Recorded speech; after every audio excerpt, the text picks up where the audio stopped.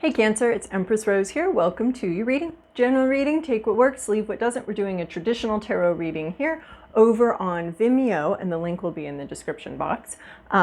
We're going to be doing a continuation of this story, an extended with I-Ching and more oracle cards. So I've been having a lot of fun with that process. It's kind of a mishmash of divination tools, and it's been very exciting for me.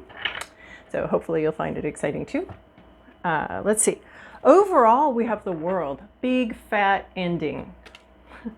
Or big fat ending of a cycle of something. Something's completed. Maybe not ending, but completion.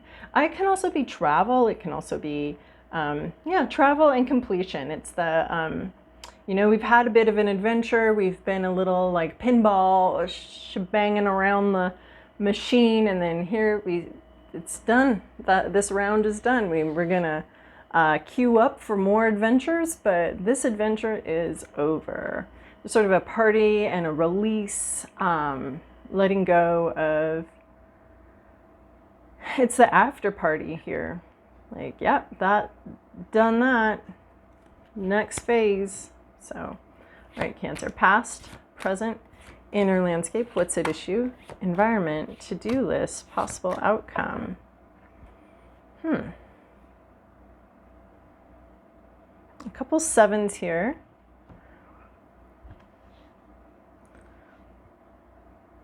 So dealing with some, I don't know, thinking about some things. Where's our 7? Who you are in the world,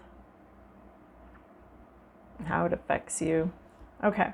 In the recent past, it's showing up as some difficult energies. In the recent past, we have 7 of fire. We have having to make space for yourself, having to defend yourself. You have the right to defend yourself. This is your ground. This is your ground. You had, I want to say, a purity of purpose, or you were in the right. You were.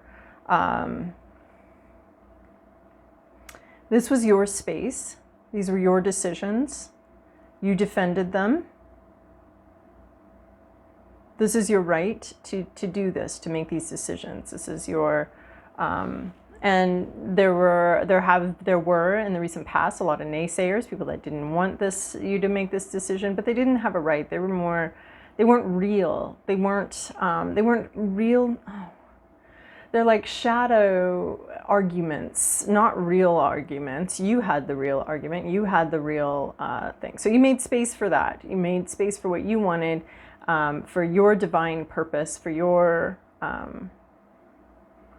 what you wanted, and you kind of had to defend that. It might have felt a little scary at times, but these were all just shadows, even self-doubt from within, as you made space for your true purpose, or for not true purpose, in all caps, for your whole life, but true purpose in this situation.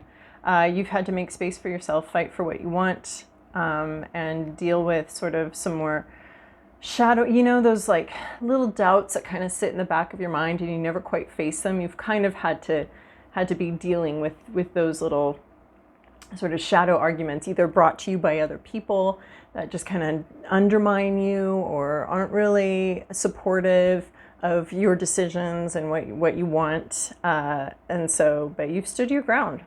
It's a stand your ground, 7 of fire. Here we have 6 of water. We have a bit of a reunion coming in here. I want to say a mentor-mentee type situation. It's getting what you want. It's connection, deep connection. And here we have some of these same lanterns that are over here. So this might have been part of this deep connection. It's got reunion vibes. It's got connection vibes. It's got a happy reunion, possibly with something from your past or someone from your past. But it has to do with this ending, this overall ending here. So there's a reconnection to something. And either you're like, I kind of have this sense that someone here is helping someone else out on a new journey. They're providing some guidance. There's a reconnect. There's a reconnect to a heart space here.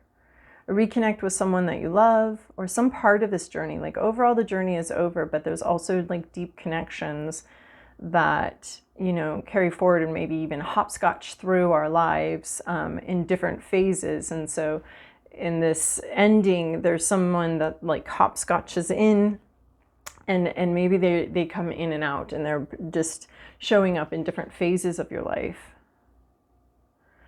But there is sort of this connection. This can be sibling relationships, sibling connections that are very powerful, or a reconnect here.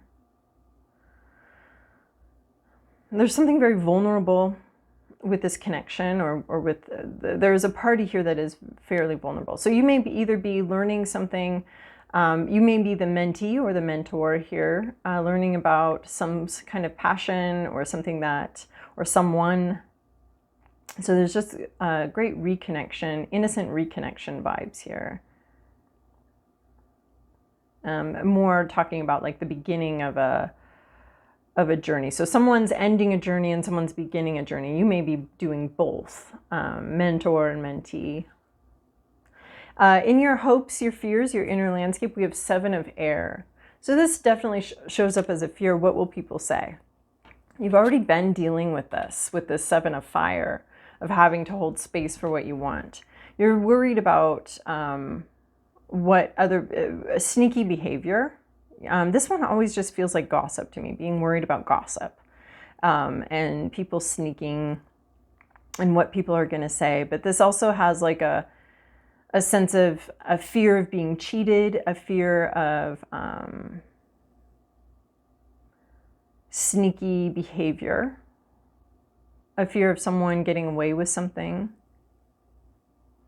Maybe you're hoping to be sneaky. Maybe you're hoping to kind of, you know, do the French exit and not say goodbye, or whatever exit that is. I think I've heard it called every nationality exit, just leaving without saying goodbye. So there might be a sense of, maybe you're hoping and thinking about doing something kind of sneaky, getting away with something.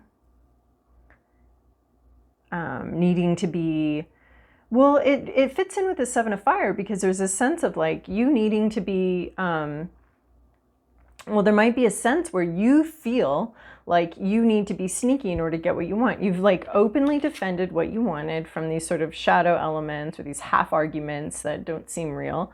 And now there's a sense of, perhaps you're thinking about, well, I want to get what I want, and I don't want to have to deal with these issues here, right? Because these issues show up over here in your hopes and fears. These are both 7s. And so this is you standing up for what you want. You have a right to do that. You've been very direct, but maybe now you're thinking like, well, maybe it's time to be a little bit sneaky, or a little bit sneaky. Yeah. Reconnecting with something that you're currently reconnecting, but you're thinking, in order to get what I want, what do I have to do? Because you've been open about it, and now you're thinking about going a little like dark about it, or going a little sneaky. So you might either be worried about sneaky behavior, and like maybe even one of these naysayers being a little sneaky or a little treacherous, trying to win at all costs.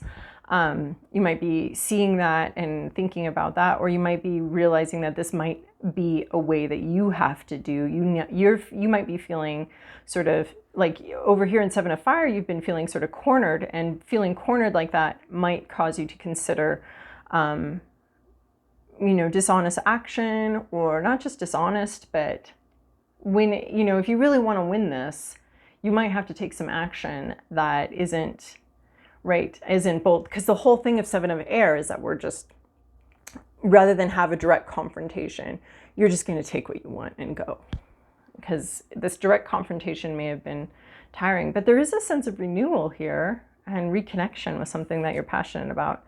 The Tower in reverse. Oh yeah, here's the Wildfire from Gemini.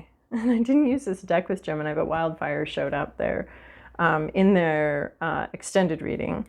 So tumultuous, but it's in reverse. The Tower in reverse can just be like big upheaval coming in here. The Tower in reverse, I almost feel like this could be internal upheaval. This could be upheaval that you cause and create. that you cause and create this upheaval or things coming together. It's really fascinating. I mean, you're bookended by this, by the world and the tower. And the tower is sort of the end of some kind of control situation, some kind of dynamic where someone who's been in control and in charge is, or a situation, a structure in your life, no longer being there. Of course, the clearance of that structure, clearing that structure creates new growth. So we were talking over in the Gemini Extended about how we have this, forest management, North American, older pre-colonial or pre-invader farming here, or land management involved a lot of fire, right? So we have this big, beautiful, like fully developed forest, but let's say we need some more berries, or we're managing our expectations for the future. We need a new berry patch, so we can have that burn, and then within a year or two, we've got a really lush, amazing, huckleberry patch. So that's a little bit of what this tower and what this fire in this tower is representing, is this old established way, this, what we would call maybe an old growth forest or a medium growth forest. This all gets removed so that new growth can come in and a new life can come in. And it may take some time for that new life to come in, but it's sort of like management. So in a way, this tower in reverse talks to me about like you managing some massive change or a big change, or removing a structure from your life that does create big change. You do have an end here, and you have an end of sort of this power dynamic or structure in your life. And it looks to me in this tower in reverse that you might be a little bit more in charge of it, rather than it coming in, rather than a tower coming in and sort of like happening to you. You may be doing more of a creation of that tower. I mean, and I guess part of what's supporting that is these two cards here, where you're dealing with other people's opinions and other people's ideas, and you're dealing with a big structure change in your life, a big structure change. In your environment, you have Elder of Water. You have maybe a counselor, a therapist, someone who's very emotionally mature. This is not you. This is someone that you might look up to, someone that you might admire. They have a lot of emotional maturity. They have a lot of depth. They have an ability to handle the ups and downs in life. If you're looking for, if you're looking for like advice or how to handle a situation, this is the person that you would go to and ask how to deal with the situation. So this could be a mentor for you that is very emotionally mature. They might seem emotionally repressed, I want to say, but they're not. They're just processing. And they do bring a lot of clarity to situations. There's something about singing here. And just being able to handle emotions. And we have the lotus, right? Which is like from that old Buddhist phrase, like no mud, no lotus. So this person's been through some shit, and they have grown from it. They know how to grow from garbage. They know how to handle things. So there is someone here that does have a lot of emotional maturity and is able to handle the ups and downs of life. Your to-do list is the moon here. This is, there's three concepts at least coming in here. I mean, obviously we still have these like shadowy figures that you're dealing with, sort of these shadow fears or these shadow ideas or these shadow naysayers. So I'm not sure that these naysayers from the past have been completely vanquished. You didn't kill off the naysayers. You just prioritized what you wanted and your purpose above all of this junk and garbage here. But here it is now. It's almost closer than ever. All of those shadowy things are almost closer than ever here. And so the moon talks about a couple things. One is, what can be known, what cannot be known. So the moon card may talk about, like, we have the 7 of air here, about with the winning at all costs kind of thing, or sneaking away, being sneaky, getting away with something. So I feel like the moon, you're caught in between these two things, the 7 of air and the 7 of fire. Because the moon talks about like you know, withholding information, giving information, strategic giving information and withholding of information. There's a time to tell everything and there's a time to not tell everything. So this is a sense of, right, the moon goes through these phases of like full moon and new moon, and we can't see the new moon, and the new moon isn't revealing anything, but the full moon reveals everything. So, not everything, it's just a mini sun where there's a lot more clarity. So sometimes, so this moon card as your to-do list could be talking about being a little more secretive about some things, being a little more private about some things, and understanding that there are phases and there are times for you to be very open and there are times for you to be very closed down, which is a bit of a specialty for the Cancers I've known, a little bit of a closed down and secretive. So this is saying if you need to be secretive right now, this is fine. You don't have to have everything out on the table. The moon also talks about, though, the difference between illusion and intuition. And it's a little bit unclear with the moon card, what is illusion and what is intuition. Fears, or like a clear understanding of the risks. So what are we assessing the risks, or are we having this like illusionary fears? And so I feel like these shadows that show up again and again, these might be fears in your periphery that you never actually directly have addressed at this point, but they could be just these shadow elements or shadow fears or shadow psychological shadows that need to be dealt with and need to be, I want to say organized, need to be a little bit organized and understood. And so are you in a phase where more light needs to be shed on your psyche, or are you in a phase when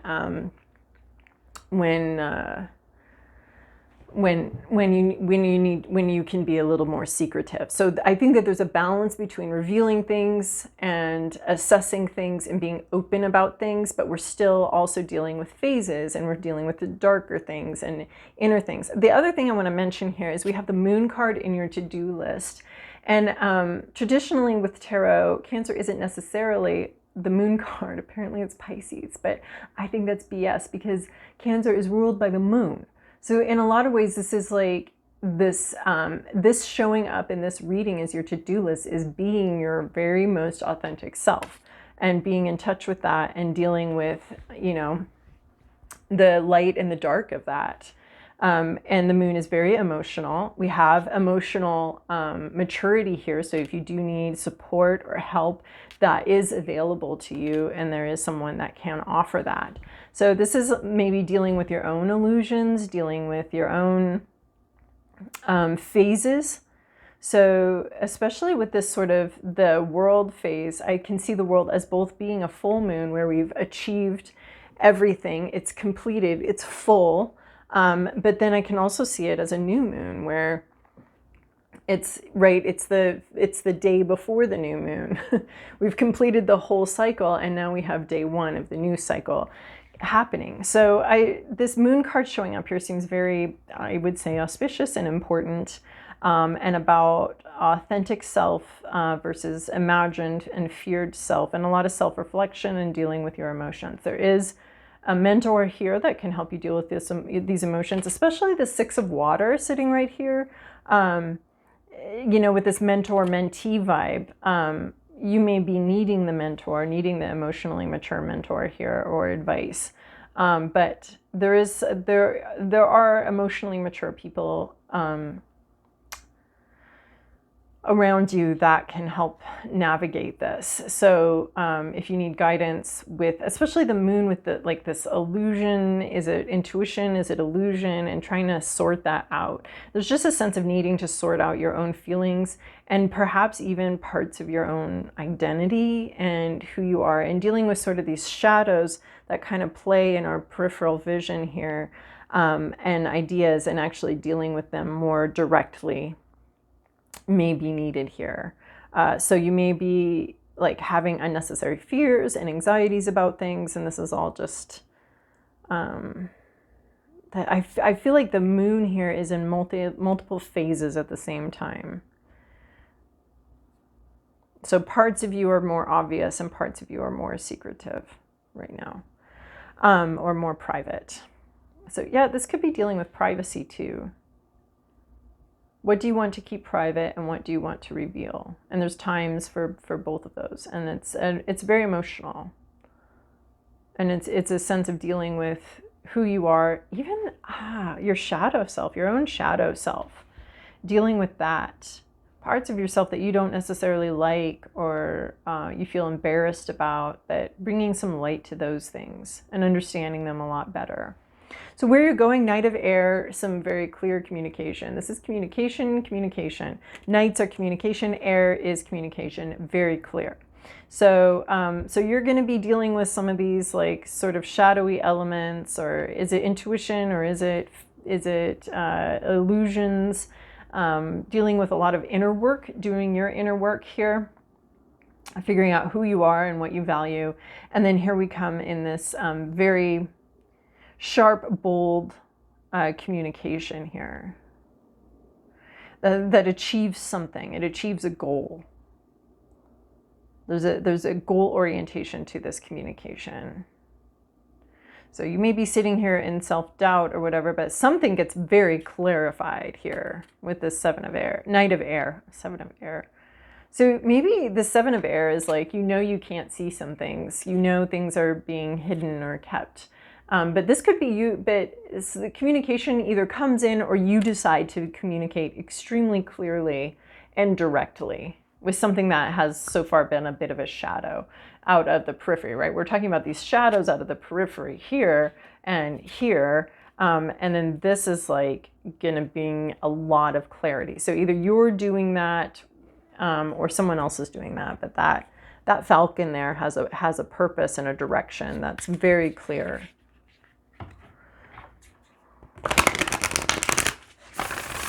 So either you're bringing the clarity once you sort yourself, or someone else is bringing some clarity for you, and you've been not quite sure about what's going on behind the scenes. But there's a revelation coming in here, a revealing of what's going on behind the scenes. All right, let's see.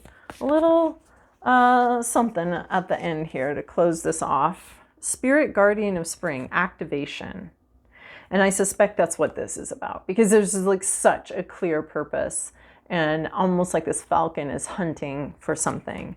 And I feel like that's the activation. Also, we have the Tower here in reverse. So maybe the Tower in reverse is, I was just going to say, maybe it's like things needing to change, but not quite changing, or a wonky change. But I really feel like it's change you might be in charge of. There's an ending and you're kind of taking control of it. So activation, you're going to be activated, you're going to be moving, or a situation is going to be activated and moving. And I feel like that's this communication right here. All right, Cancer. Well, if you want to join me over on Vimeo, we're going to play a little bit with the I-Ching. The I-Ching and I go back much further than even Tarot and I. So it's been a long time, but we had a little falling out about 6 years ago, so I'm excited to be reconnecting with this tool again, and we seem to be on the same wavelength right now, so that's good. So anyway, if you want, I'll see you over there, but otherwise we'll chat again later. Bye.